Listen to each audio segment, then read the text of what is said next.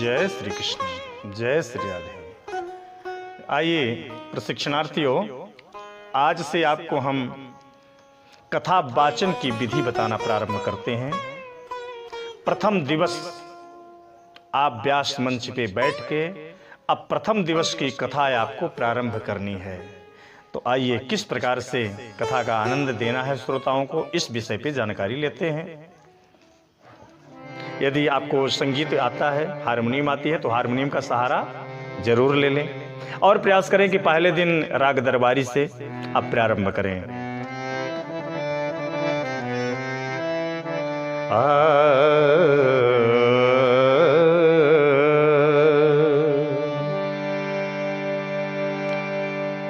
यह उस समय की बात है जब भगवान के श्री चरणों से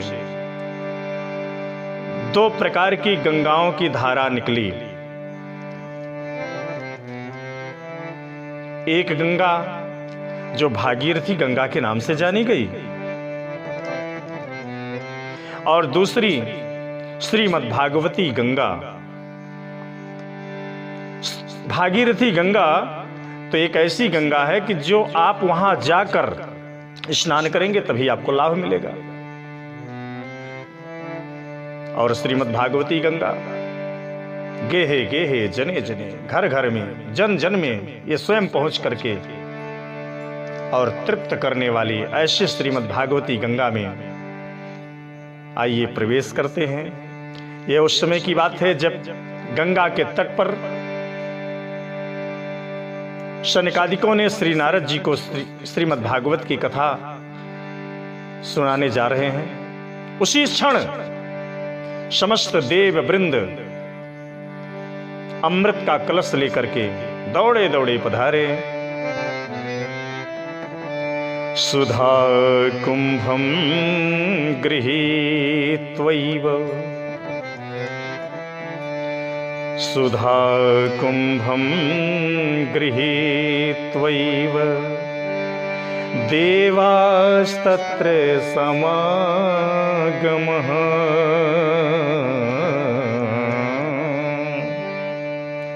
सुखं नत्वा वदन् सर्वे,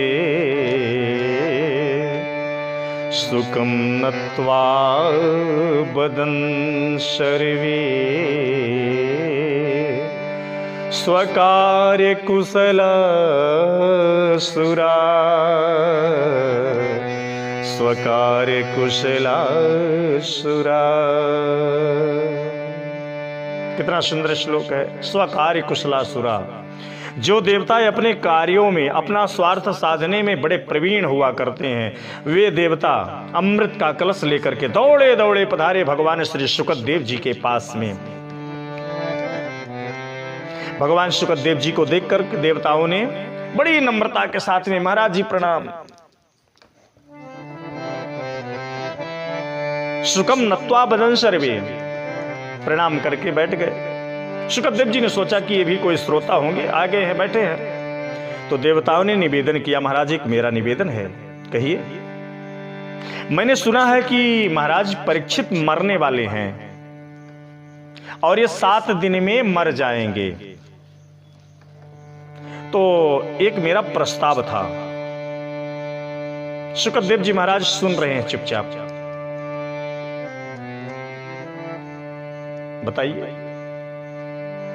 प्रस्ताव मेरा ये है महाराज कि ये जो मेरे हाथ में अमृत का कलश है, इस अमृत के कलश को आप इन परीक्षित को पिला दीजिए और इन्हें जो आप श्रीमद् भागवती गंगा का प्रवाह, ये भागवतामृत जो पान करा रहे हैं, ये हम देवताओं को प्रदान कर दीजिए।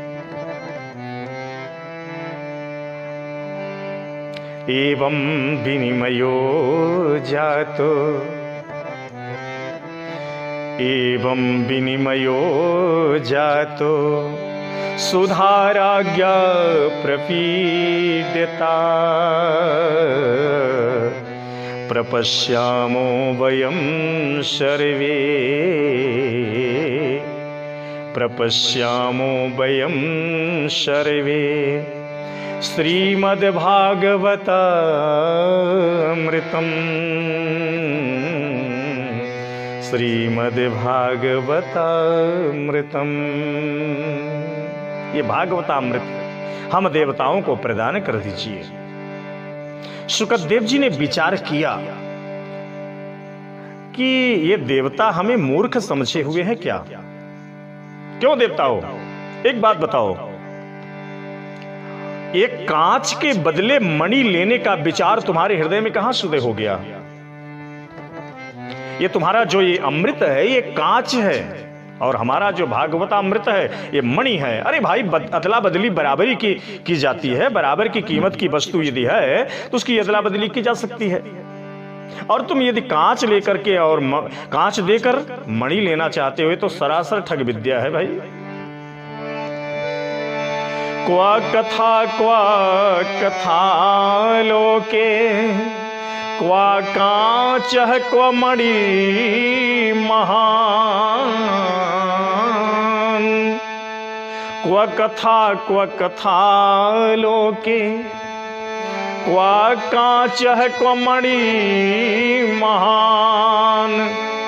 ब्रह्मरातो विचार्यैवम्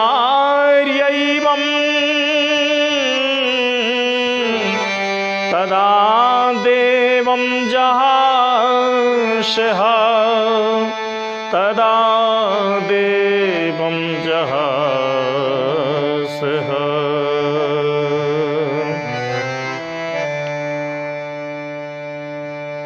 ये तुम सरासर ठग विद्या करने आए हो हमारे साथ।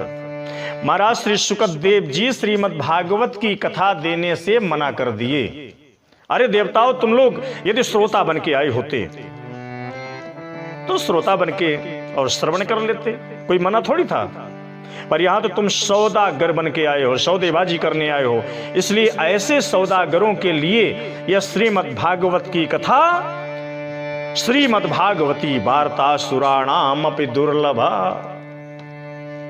और सुनो, यह श्रीमद् भागवत भक्तों के लिए प्रदान की जाती है, अभक्तों के लिए नहीं। तुम जैसे अभक्तों के लिए यह श्रीमद् भागवत की कथा नहीं है। अभक्तांस्तांश विज्ञाये न ददौष कथामृतम् श्रीमद् भागवती वार्ता सुराणामपि दुर्लभा। सुराणामपि दुर्लभा। देखिए, शुकदेव जी महाराज देवताओं को श्रीमद् भागवत की कथा दुर्लभ कर दिए कि तुम्हें श्रीमद् भागवत की कथा दुर्लभ है। नो अधिकारम कथा व्रति। अधिकार का तुम्हारे ऊपर श्रीमद् भागवत का कोई अधिकार नहीं है। जाओ, यहां से भाग जाओ। फटकार करके शुकदेव जी महाराज भगा दिए। सूत जी कहते हैं, हे ऋषियों, यह श्रीमद् भागवत वह कथा देव दुर्लभ है जिसके लिए देवता तरस गए। ऐसी देव दुर्लभ कथा हम समस्त जीवधारियों को प्राप्त है। ऐसी देव दुर्लभ कथा को पाकर हम बड़े भाग्यशाली हो चुके हैं। एक बात और बता दें, यह श्रीमद् भागवत की कथा इस पृथ्वी के अलावा कहीं ब्रह्मांड में आप जाइए, वहां आपको श्रवण करने को नहीं मिलेगी। स्वर्गे सत्ये च कैलासे वैकुंठे नास्तयं रसः अतः पिबन्तु सद्भाग्या मामुञ्च करहचि।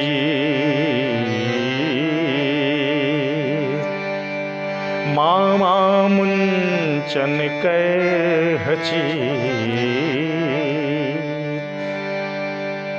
श्रीमद् भागवत की कथा देव दुर्लभ होकर हम जीवधारियों को कितने ढंग से सुलभ हो चुकी है। इसलिए हमें ऐसे श्रीमद् भागवत का आनंद लेना चाहिए, इसे जीवन में उतारना चाहिए। यह स्वर्ग सत्य की तो बात छोड़ो, वैकुंठे नास्तयम रसः, वैकुंठ में भी यह श्रीमद् भागवतामृत रस प्राप्त नहीं हो सकता है। हमारे श्री रामचंद्र जी महाराज जब अयोध्या से अपने परम धाम को जाने लगे,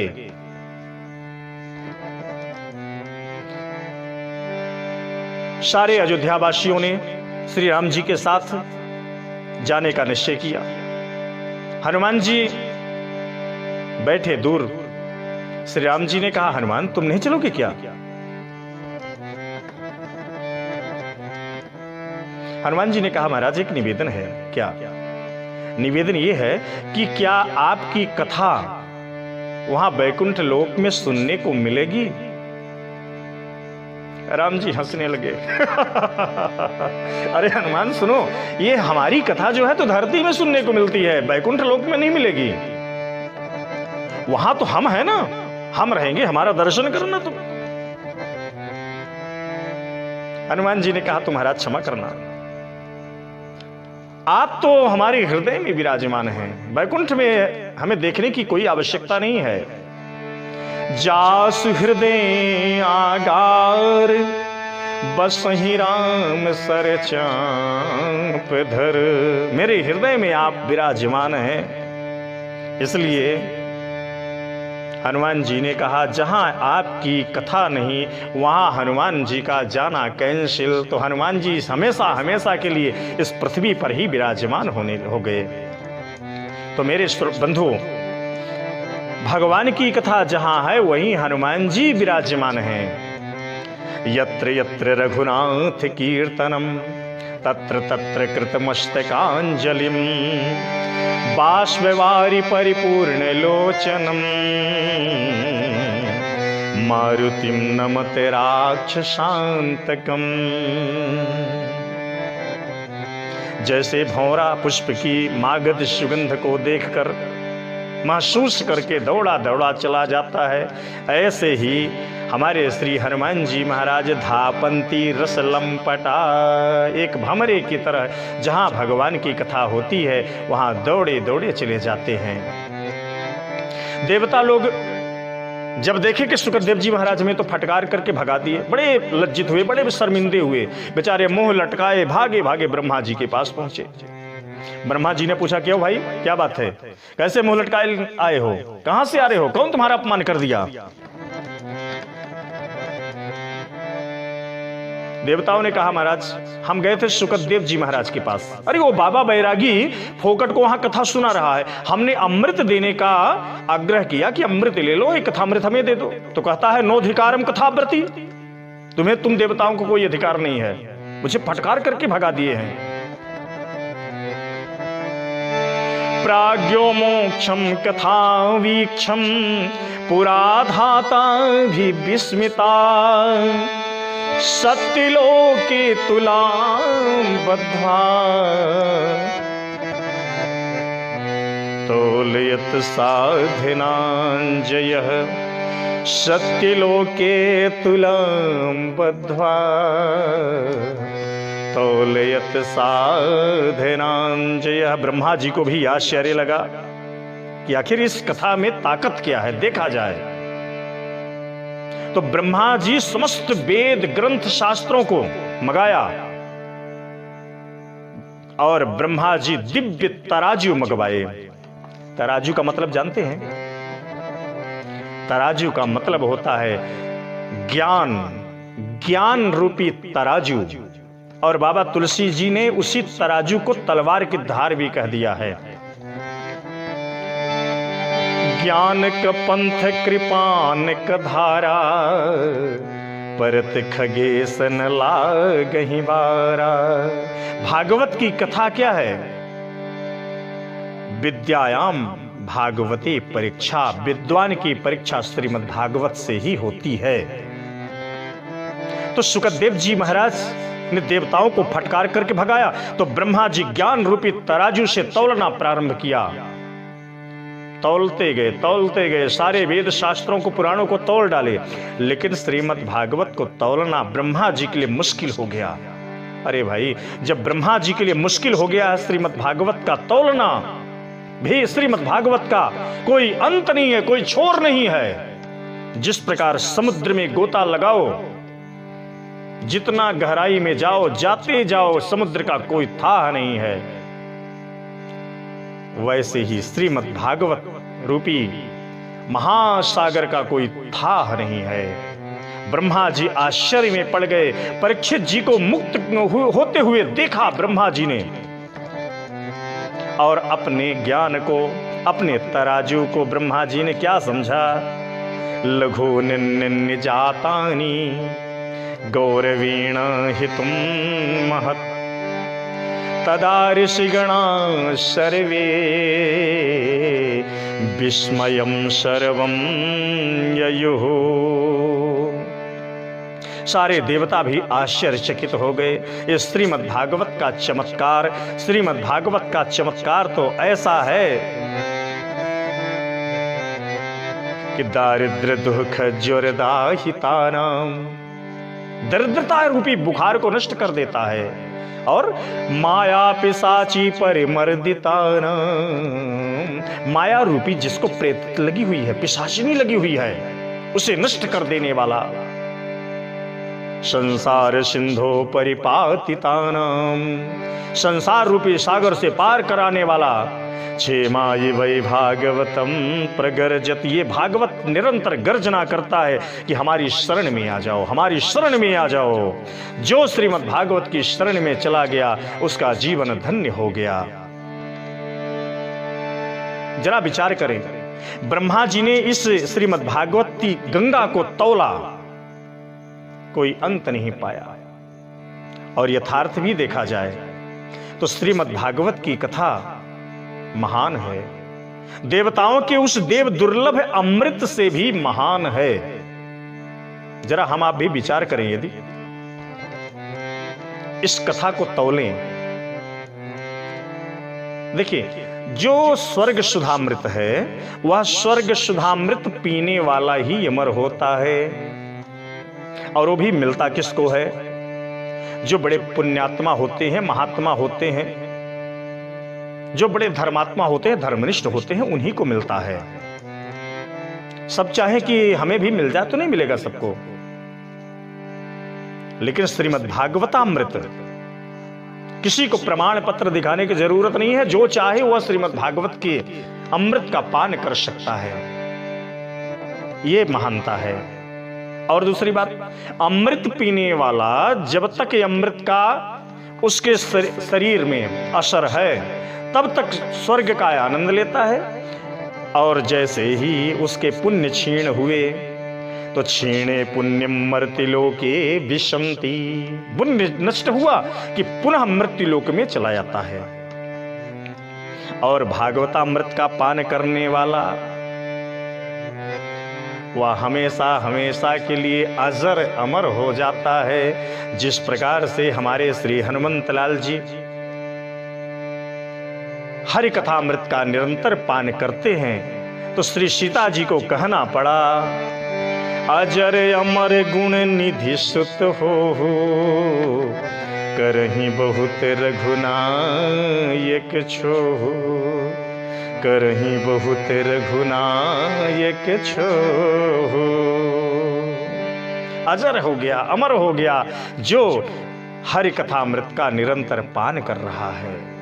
हरि कथामृत का पान करने वाला वह कभी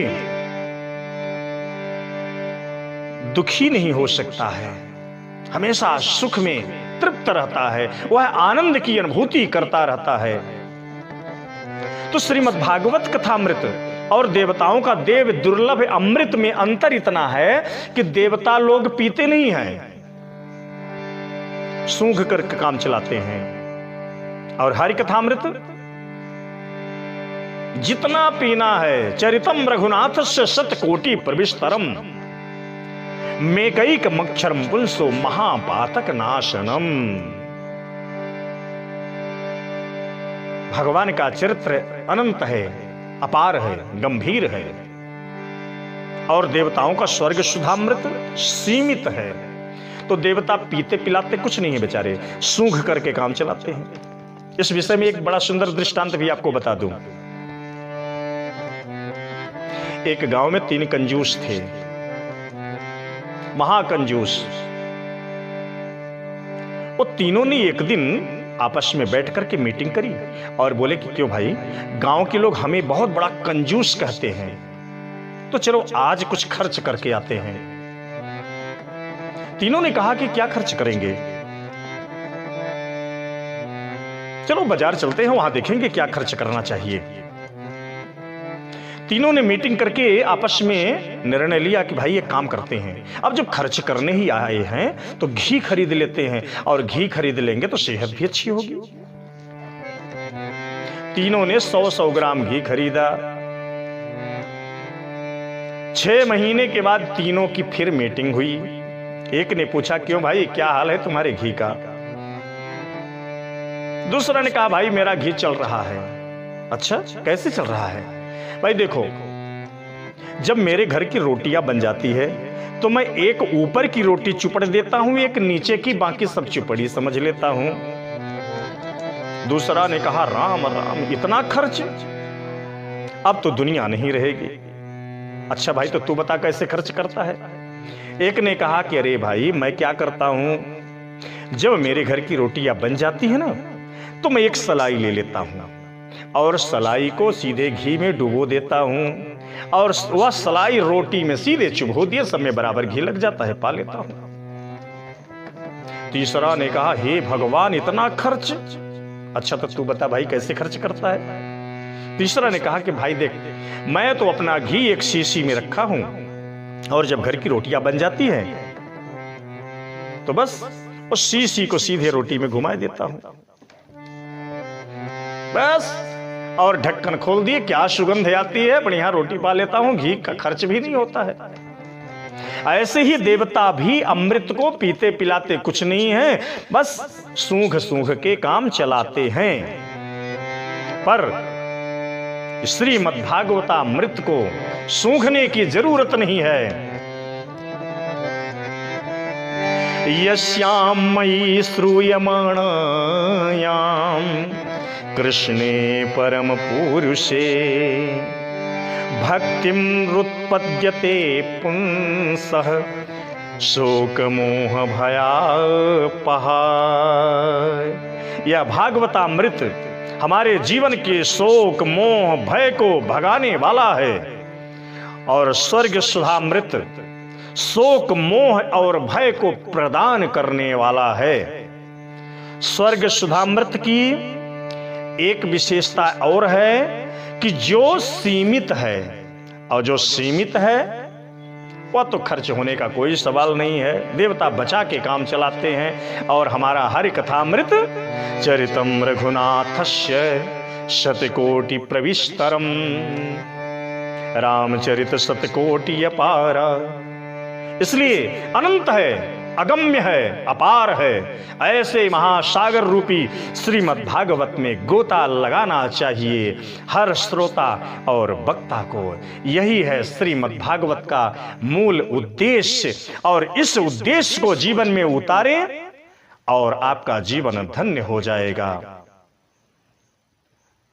मेरे प्रशिक्षणार्थियों, आपको आज से मैं श्रीमद् भागवत की कथा बोलने का शैली और बोलने की तरीका, श्लोक बोलने का तरीका, श्लोक बोलने का ढंग, ये सारी चीजें हम बताने जा रहे हैं।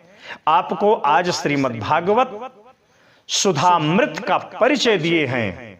कल आपको भगवान श्री नारद जी और सनकादिकों से भेंट होती है गंगा के तट पर, जो मैंने प्रथम में ही आपको बताया कि भगवान के श्री चरणों से 2 गंगा निकली हुई हैं, एक भागीरथी गंगा और दूसरी श्रीमद् भागवती गंगा। इन 2 गंगाओं के बारे में और श्रीमद् भागवत के इस कथामृत का पूर्ण परिचय आपको प्राप्त हो गया। अब अगले प्रसंग में आप ज्ञान, वैराग्य और भक्ति का प्रसंग श्रवण करेंगे। आपको अनवरत रूप से हम श्रीमद् भागवत को आज से शुभारंभ किए हैं, इसे आप श्रवण करें, नोट करें, और जन जन तक में, गेहे गेहे जने जने, जन जन तक में आप प्रसारित करें। यही हमारा उद्देश्य है। निरंतर सीख लीजिए, शिक्षा लीजिए, आपका कल्याण हो, आपका जीवन मंगलमय हो। जय श्री कृष्ण, जय श्री राधे।